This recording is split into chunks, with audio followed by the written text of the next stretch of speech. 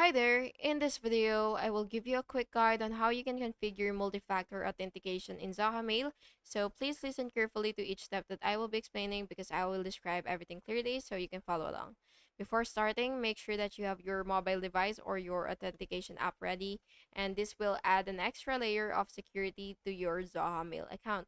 So once you're on your Zoho Mail, you will just go ahead, and this is, by the way, the same steps for mobile. So what you will have to do is you will go to your either your settings or your my account. So just click that and wait for it to load. And once you're here, what you will have to do is go to multi-factor authentication or two-factor authentication, and then basically what you will have to do is enable it.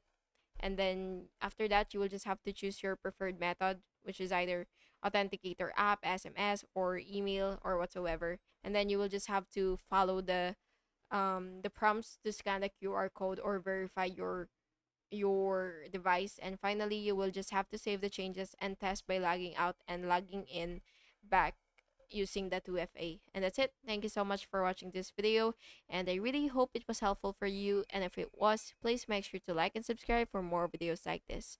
Thank you and have an awesome day.